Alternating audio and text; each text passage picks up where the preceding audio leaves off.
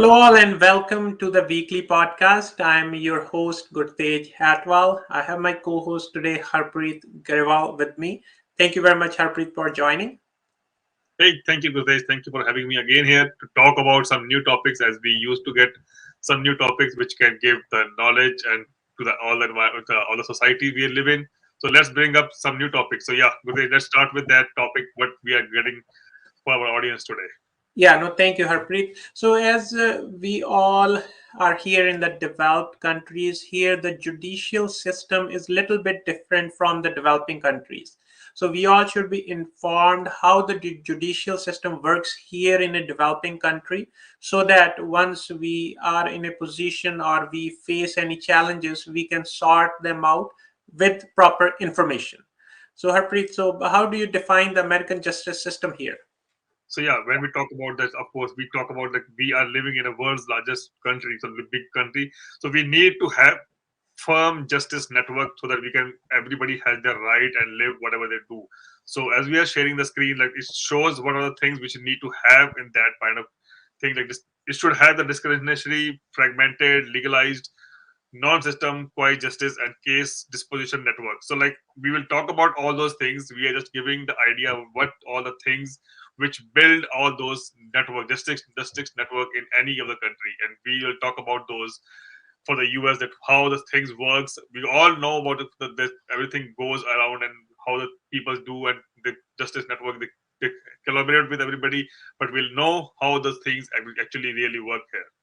Yeah, no, thank you, Harpreet. As we know that the United States is a very much law-abiding country where the law or the judiciary system is very strong. So this system, they work in collaboration, like states, cities, as well as the federal, they work in coordination. The overall goal and objective is to bring any culprit, any wrongdoing to justice. So they have the performance measures. They can pull in any federal agency at any time in any case. So it is a little bit different from the developing countries. Information sharing is always there, as we see on the state freeways, cities. Whenever there is a need, there are CCTV cameras. Whenever there is a need, any law enforcement agency can get information from any other agency. They work in good coordination. So there is a good coordination as well as cooperation between different agencies in a developed country's legal system. So yeah, so when we talk about that, there should be collaboration. When we know that the crime happens, it's not required to find if the crime is happening in some city or like county or the state. The criminals can stay in the same city or not. And if they want to get some evidence, as you said, Gurtej, that any agency can get involved, and that can be at any point of time when the justification is getting done. So they can reach out to anybody, and nobody like say no to those things. Or things that you find they, if they have some information, they want to share it with anybody. They have the rights. They can. They don't say no to all those things because everybody, as we talking about justice, so justice is needed for everybody in this state. Sorry, in country who are like we're living in this country. So we'll talk more about these. That American justice system is hodgepodge of generally uncoordination institution run independently by at most every government unit. The system, the network is characterized by the given things which we have, the competing objectives, multiplicity of goals, no overall goals like goal conflict can be there, but it should be all the goals are well defined, whatever we are going to achieve and how we're going to achieve, and that to get those things, to achieve those things, we have to measure those, like how they're getting achieved to those things, like yeah, okay. Right. No, the due process is always followed in American judiciary system. If somebody gets any issue while they are driving or gets into any situation, there is a protocol, there is a process that is followed. So we should be aware of those processes. Law enforcement agencies are to help the citizens. They are not here for any other perspective, any other purpose. All law enforcement agencies, they have due process defined. They have cameras in their uniforms as well as in their vehicles so that everything is recorded. So crime control, that is another major activity that the judiciary system is involved in. They work heavily to stop crime or to put a deterrence in the criminal activities by providing good education, by providing good knowledge, as well as these law enforcement agencies, they work with all the hierarchies or all the lifestyles that are there in a society. They work with homeless, they work with the middle economy people, they work with high economy people. Whenever these law enforcement people they have time, they work with schools, they go to colleges, they move around. Yeah, They are there so that everybody knows they are there to help them. Rehabilitation process is also there. If somebody falls back or gets into any criminal activity, they see them. If that person is mentally challenged or there is some issue going on in their family lives, they provide them such kind of rehabilitation activity. So there is no one system fits for all. So there are hospitals too, they provide them that kind of facility that will help them to come back toward their feet. After they did a mistake, they learn, they educate them. There are schools, colleges, degrees that are offered to the inmates so that they can come back as a good citizen. for sure. Yeah. So now, as we said before, fine, we will talk about more that how the things work, because we know everything. Like in general, we know there are police, there are sheriffs, there are departments, there are agencies, and all those things. But to elaborate those things, that how those things work and under which department or under which area they work on. So if you see the screen, like we are going to talk about, we separate them around like the federal, state, county, and city. So executive at the executive level, if you go to the federal, the FBI, DA, the prisons, the park rangers, we talk about those things. We see them. We know about all those things, but we don't know that they are work. They comes under federal agencies like federal government. But if you go further down, we talk about the police. We don't know there's differentiate between those police as well. There's a levels of those, the patrol police, the probation, the payrolls, the prisons. So these all falls under the state.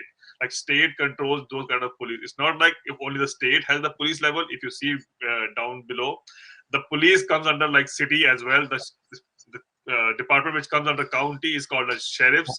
So it's upon the level that they work on. They go under the departments. How do they the area differentiated between that where they are going to work on.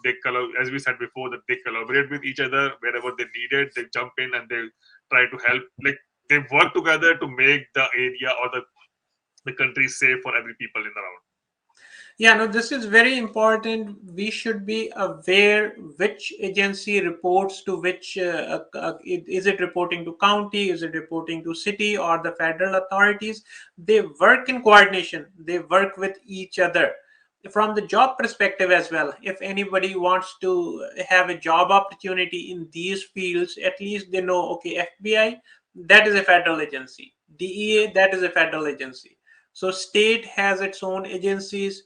Then we always hear the word sheriff around us. So that is a county position which is the in charge of all the law enforcement that is happening in the cities that report to that county. So Yeah, from the legislative perspective, if we talk about, so like at federal level, so every district they have a congressman. So they go to the Congress, US Congress at the federal level. They create the legislative, they create the policies at the congressional level. Then state has their own legislature or the legislative body. If we talk about the assembly members, they go to a state. Just an example, for California, every city they have their own, two or three cities they have their own assembly district, and that assembly, the person that goes to the state assembly, they work for those cities to write regulations, laws for its citizens. If we come to the county, then county has its commissions. yeah, Those commissioners, they work together under the guidance of the employees that are employed by the county, and they write the laws and regulations that benefit the citizens that reside in that county. Same implies with the city. City has its councils. We always hear, oh, city has a mayor. Then some cities have five councillors, some have three councillors, some have seven councillors. Depending on how big a city is, they have their councillors who work to just have all the legislature, all the regulations that are needed for the city. Sure. So same goes like if you go further and the judicial level goes on like that also gets separated between federal, state, county, and the city level. If you see that, okay, Supreme Court, we all know that Supreme Court is above all those things, and that comes under federal again. And this also depends upon that it has in the state level as well. So those Supreme Court things is like if you want to talk about judicial level, it goes from higher to lower. So Supreme Court comes under the federal level and as well as state level. But state level again has the authority for the probation and level as well for the judicial level, because they also take care of those probation levels that is not coming under the county or city level. Even if that seems like an idea of if you talk about, okay, fine, this probation level can be under the city or the county, but it does fall under the state level. But county and the city has the different courts which they do the justice for that level if that is the crime, and depend upon the things which happening around there.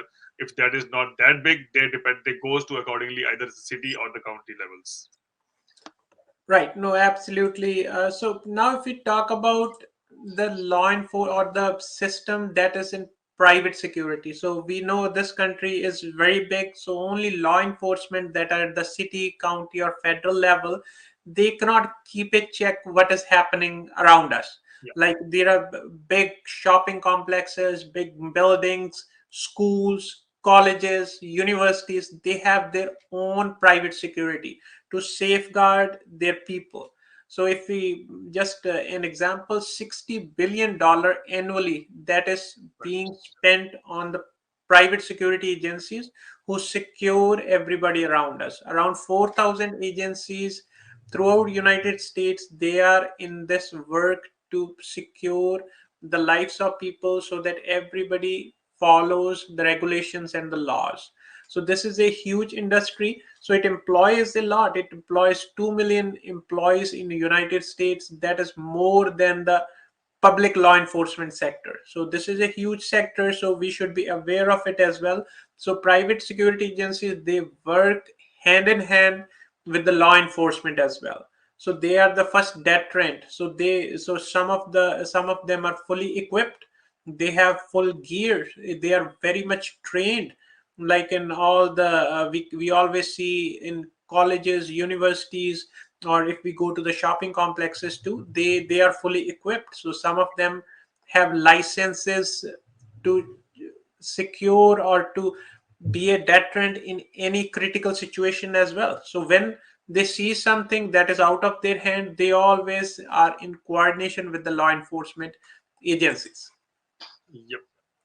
So let's go further. Like, yeah, we when we talk about the fragmented network that inhabits the communication between the agencies, and we keep talking about those that even though they belong to different department, different areas, but the communication between them is like is more important because they should know and they should let others know if they need to get if they need to get them involved or they want to get involved in some other things. The communication between them and the handover of all those things, if there is some details needed and all those things, that is needed, because that's what we call it as justice is done only if that there is a transparency between those things. If we keep hiding those things between each other, the agencies or the departments, then the common people will not going to get the justice, and that is the reason there is so much transparency for between each other agencies or peoples. Like even an individual knows that what is going on, how is the things happening, and how they can proceed to those things around happening around them, because they know the justice is going to be there, even if it might take time because to get into the roots. But thing is, they are going to get into those by working together, getting the communication and getting all the details, whatever is needed to get into that level for a kind of thing. Yeah, no, these are very much important tips and information that everybody should be aware. And we always encourage, like, everybody should be learning about this and sharing this information. If somebody listening in developing countries, maybe who is related to the law enforcement agencies, so these things can be incorporated. So that's how nobody has to reinvent a wheel. But if something good is happening somewhere in some other part of the world, that should be incorporated. So now again, talking about the judiciary system, so legislatures, that are the regulations that are in place. Yeah. Then comes the law enforcement, the police that enforces those regulations. Just if we take an example of a speed, so somebody should not be speeding 50 miles an hour. So that is a regulation, that is a legislature. The law enforcement, it is there to make sure that nobody speeds. If somebody speeds, then they will write a ticket that will go to the prosecutor. For sure. Prosecutor is the we can correlate the prosecutor as a attorney or as a district attorney or as a lawyer that reports to police. So that will file a complaint on behalf of the law enforcement agencies. Then we have the judges. So judges are there to listen to both the prosecutor, that is the police. If somebody has done some crime, if somebody has done a speeding violation, then they will listen to the person who is involved in those kind of situations. They will hire their own lawyers. Yeah. Then there is a payroll board. So if somebody does something wrong, then this payroll board has to decide, has to see, so what payroll amount has to be put on that person. Is that person a risk to the society? Then there are processes that are there to determine what how to deal with any kind of crime. Yep. So let's go further on that. Like there is the one and the pyramid make them important. That how those things can be done, like cite and release.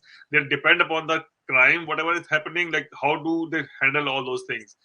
When they find it, like if they found it their own, they take their actions. If someone wants to go and report those crimes, like this is what happened, and they want to investigate on those things.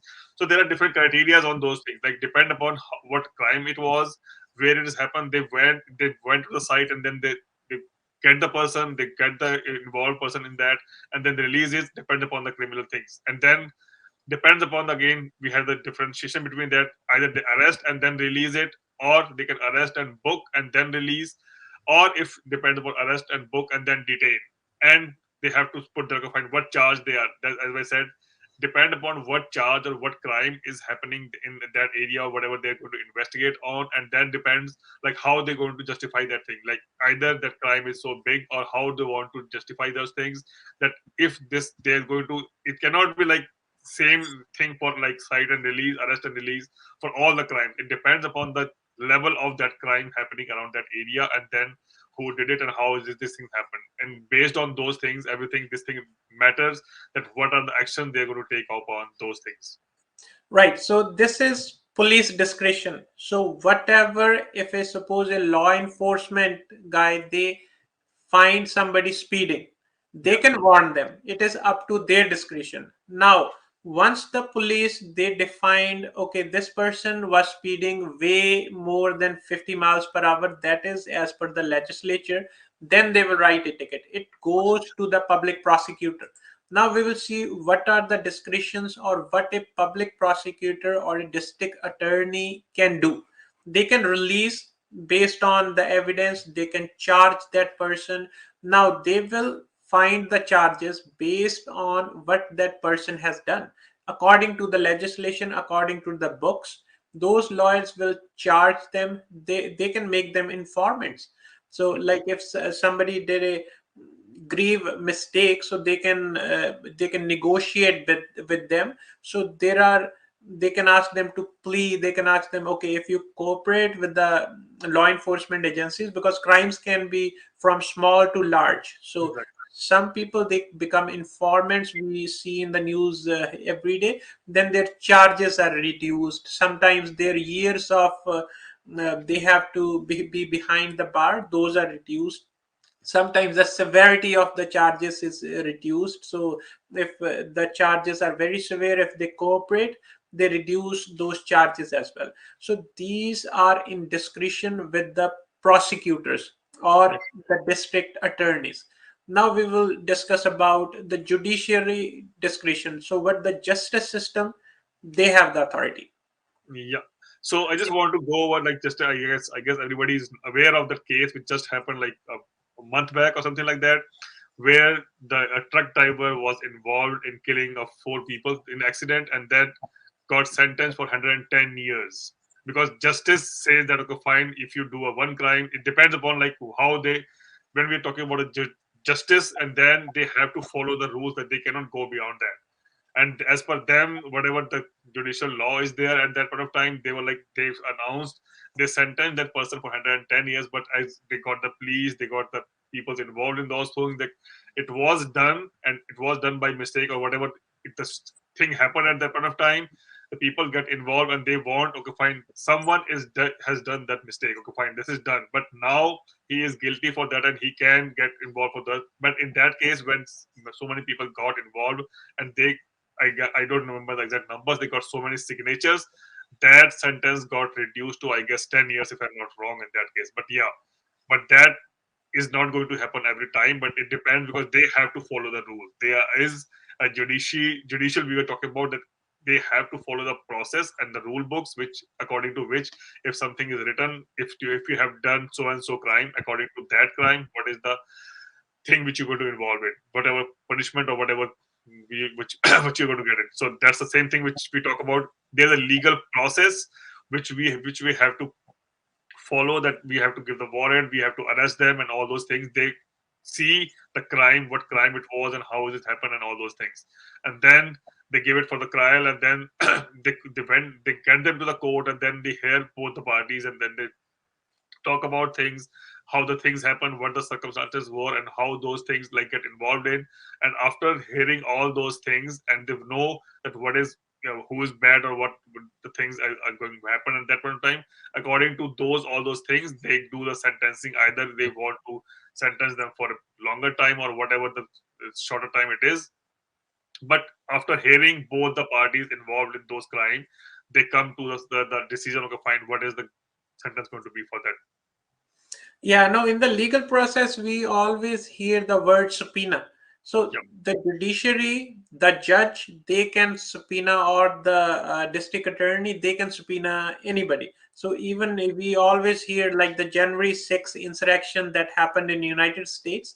So they subpoenaed many of the congressmen. They even put a subpoena for the president of the United States. So then it depends on the lawyers of those people who are subpoenaed to appear before the court. They fight their thing, but the judiciary, they have the authority to ask anybody come in front of us when they need. So Yeah. they ask for testimony. So if anybody wants to add something or find the information, they can force anybody to put testimony, or they can ask anybody who is related to that case to come in front of us. Yes. Yeah. So then for the payroll board, so that is, if somebody is found culprit, then they are interviewed, or if that person can be released. So they see if depends on crime to crime. Then there is due diligence. There is full process followed. They put the conditions. So sometimes they will say, okay, bring any guarantor. So that guarantor will say, I give the guarantee of this person. So this person is not a harm to the society. So the payroll board will find the whole process, and they will see what to do with that uh, person who is a culprit. And then we talk about logistic. Okay, fine. We get into the numbers that roughly we have 1.2 million active lawyers in the US. So that makes us, okay, fine, relieve that how many people are really trying to keep this justice level to the level, okay, fine, in this country, okay, fine, that we have those many people struggling to give justice to all of us. And then if you talk, US has around 40 lawyers per 10,000 people, that which is third largest ratio in the world. Like if you talk about the world ratio, for 40 lawyers behind 10,000 people is a lot big number in that case. And then we have 1,40,000 in 40,000 in US law schools. The schools which we have, which study the law schools, that number is again so big high. And 35,000 graduates with law degrees annually. That is the number which comes out of the schools or the law schools from annually, which is the number. And the US has about 10% of the world's lawyers, which is And then New York has roughly 1,73,000 active lawyers in just in New York. If we talk about those things, so that numbers gives that find how many numbers, how many people we have around all of us. Who, Yeah, no, the United States system, it has its own problems. The legal system, as we have learned, it's a very robust, very fair legal system, but there are many large number of civil suits that are pending with the courts. So they have many large number of legal obligations, or because the legal system, they have to do due diligence, so it also takes longer time to solve a case because they have to find all the things related to a case. So the social orientation or the confrontation, so people, they are not very much happy with the legal system, so everybody wants justice not delayed that longer. So there are some roadblocks too, so some delays in the judiciary process. So there is a significant economic cost too, because legal system is not that cheap. If somebody gets into that legal system, it drains them financially too. of course, So yeah. So and lawyers, they are very important. So Harpreet, why do you think the lawyers are that important? as we said, like to come to maintain that justice, to give justice to everybody. We cannot go. Everybody cannot go individually and fight for their justice. There are lawyers, as we saw the numbers before, that there are the lawyers who are making us feel safe. And there's so much to talk about. Many reasons, right, have been protected and would have never received compensation were it were it not for lawyers. Big business in particular, with their position of advantage, would run rough should over all of us into for the attorneys, because if you don't have those people around us, you will like we will get all the crimes and all those things, injustice keep on getting increasing in the country, and which is make us not to live in that country. So if we don't have those people in around us, we will be like getting into the jail or whatever, we are getting into the bad shape in the world, like yeah. Right. No, we all know how the kings, like in earlier generations, they were the rulers. So they Yeah, never listened to anybody. They were making their own decisions. So if we all know about the insurrection that happened on January 6th in the United States, they are after the president of United States. They try to find evidences. They are doing their due diligence. So this is the value of a good justice system. So this is the value of good lawyers who read the legislature, so they can try to find errors or faults in anybody. Nobody is above the law. If somebody does something wrong, if the lawyers, they find the proof, they can charge anybody. So that is the value of a good justice system. Otherwise, if there is no justice system, there are no lawyers, there's no judiciary, so kings and all those above the law, so they would be doing anything what they wanted. That was what was happening in earlier days. So this is a good justice system that we have in the developed country, and all the countries that are developing, who are learning from these systems, they should definitely learn from these systems. And the other thing we can say is that everybody who is living in a developed country, who is coming to these countries from other parts of the world, they should be aware yeah, what this system is. So this system is for them. This system is to help them. They should understand what is, if they see a security person, oh, this person is a private law enforcement agency's employee, then they should always see if the city, what law enforcement does, they are there to help them. They can anytime reach out to them. Then we have in the county, we have sheriffs, then we have district attorneys, then we have the judges, then we have our assemblymen, congressmen, city councils. These people make laws, rules, and regulations for us. yeah. We should be thankful for all of them, because whenever we see them, because of them, we were able to survive. We live happily, and we can do whatever we want within the justice, within the laws, and all those things. But yeah, Yeah, thank no, thank you very much, Harpreet. So today we learned something different that we all face in our day-to-day life activities. And thank you very much for our listeners to watch. We will see you next week with another topic. Till then, stay healthy and stay informed. Thank you very much. Thank you.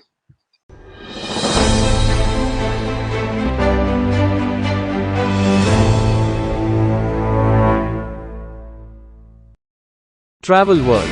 Get updated with travel and tourism world. News, views, deals from across the globe.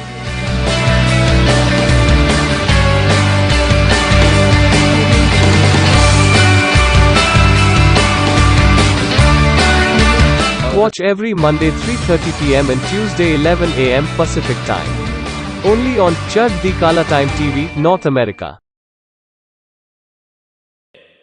ਹਰੇਕ ਇਨਸਾਨ ਦੇ ਅੰਦਰ ਕੋਈ ਨਾ ਕੋਈ ਕਲਾਕਾਰ ਲੁਕਿਆ ਬੈਠਾ ਹੈ। ਸਤਿ ਸ਼੍ਰੀ ਅਕਾਲ, ਮੈਂ ਹਾਂ ਫਿਲਮ ਨਿਰਦੇਸ਼ਕ ਜਤਿੰਦਰ ਸਿੰਘ ਜੀਤੂ।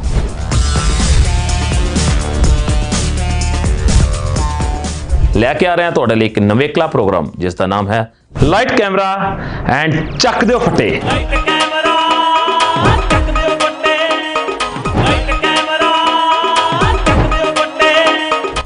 ਕੈਮਰਾ ਚੱਕ ਦਿਓ ਫੱਟੇ।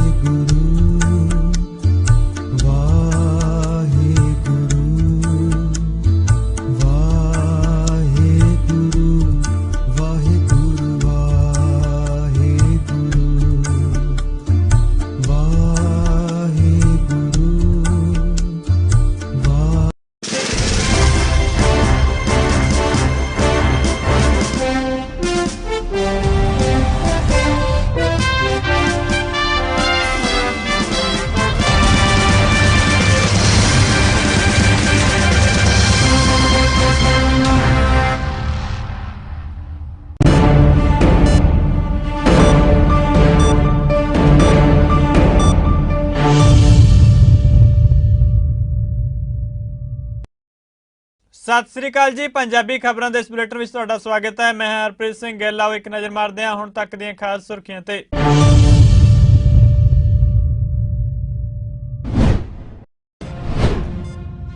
ਖਜ਼ਾਨਾ ਮੰਤਰੀ ਨਿਰਮਲਾ ਸੀਤਾਰਮਣ ਨੇ ਬਜਟ ਕੀਤਾ ਪੇਸ਼, ਕੀਤੇ ਕਈ ਵੱਡੇ ਐਲਾਨ, ਕਿਹਾ ਐਮਐਸਪੀ ਉੱਤੇ ਰਿਕਾਰਡ ਖਰੀਦਦਾਰੀ ਕੀਤੀ ਜਾਵੇਗੀ।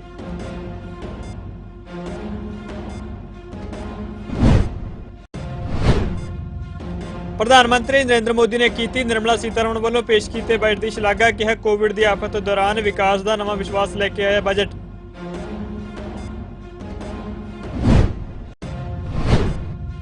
ਕੋਰੋਨਾ ਦੇ ਮੱਦੇਨਜ਼ਰ ਪੰਜਾਬ ਸਰਕਾਰ ਵੱਲੋਂ ਨਵੇਂ ਹੁਕਮ ਜਾਰੀ, ਕੋਰੋਨਾ ਪਾਬੰਦੀਆਂ ਦੀ ਮਿਆਦ 8 ਫਰਵਰੀ ਤੱਕ ਵਧਾਈ, ਸਕੂਲ ਕਾਲਜ ਅਜੇ ਰਹਿਣਗੇ ਬੰਦ।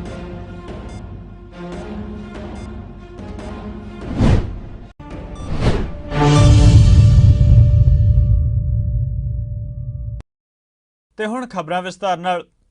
2022 ਦੇ ਬਜਟ ਨੂੰ ਕੇਂਦਰੀ ਮੰਤਰੀ ਮੰਡਲ ਦੀ ਮਨਜ਼ੂਰੀ ਮਿਲਣ ਤੋਂ ਬਾਅਦ ਕੇਂਦਰੀ ਵਿੱਤ ਮੰਤਰੀ ਨਿਰਮਲਾ ਸੀਤਾਰਮਣ ਨੇ ਆਮ ਬਜਟ ਪੇਸ਼ ਕੀਤਾ। ਪੇਸ਼ ਹੈ ਇਸ ਬਾਰੇ ਸਾਡੀ ਇੱਕ ਖਾਸ ਰਿਪੋਰਟ। ਕੇਂਦਰੀ ਮੰਤਰੀ ਮੰਡਲ ਦੀ ਮਨਜ਼ੂਰੀ ਮਿਲਣ ਤੋਂ ਬਾਅਦ ਕੇਂਦਰੀ ਵਿੱਤ ਮੰਤਰੀ ਨਿਰਮਲਾ ਸੀਤਾਰਮਣ ਨੇ ਦੇਸ਼ ਦਾ ਆਮ ਬਜਟ ਪੇਸ਼ ਕੀਤਾ। ਇਹ ਬਜਟ ਪੇਪਰਲੈਸ ਹੈ, ਸੰਸਦ ਮੈਂਬਰਾਂ ਨੂੰ ਇਸ ਦੀ ਡਿਜੀਟਲ ਕਾਪੀ ਮਿਲੇਗੀ। ਉਹਨਾਂ ਕਿਹਾ ਕਿ ਇਹ ਬਜਟ 25 ਸਾਲ ਦੀ ਬੁਨਿਆਦ ਦਾ ਬਜਟ ਹੈ। ਨਿਰਮਲਾ ਸੀਤਾਰਮਣ ਨੇ ਬਜਟ ਪੇਸ਼ ਕਰਨ ਦੌਰਾਨ ਦਾਅਵਾ ਕੀਤਾ ਕਿ ਭਾਰਤ ਦੀ ਵਿਕਾਸ ਦਰ 9.27% ਰਹੇਗੀ। ਕੇਂਦਰ ਸਰਕਾਰ ਨੇ ਸੂਬਿਆਂ ਲਈ ਵਿਆਜ ਮੁਕਤ ਕਰਜ਼ ਦੇਣ ਦਾ ਵੀ ਐਲਾਨ ਕੀਤਾ ਹੈ। ਸੂਬਿਆਂ ਦੀ ਮਦਦ ਲਈ 1 ਲੱਖ ਕਰੋੜ ਰੁਪਏ ਦਿੱਤੇ ਜਾਣਗੇ, ਜਿਸ ਵਿੱਚ ਸੂਬਿਆਂ ਨੂੰ 50 ਸਾਲ ਤੱਕ ਵਿਆਜ ਮੁਕਤ ਕਰਜ਼ ਦੇਣ ਦਾ ਐਲਾਨ ਕੀਤਾ ਗਿਆ। Honourable Speaker, sir, I present the budget for the year 2022-23. At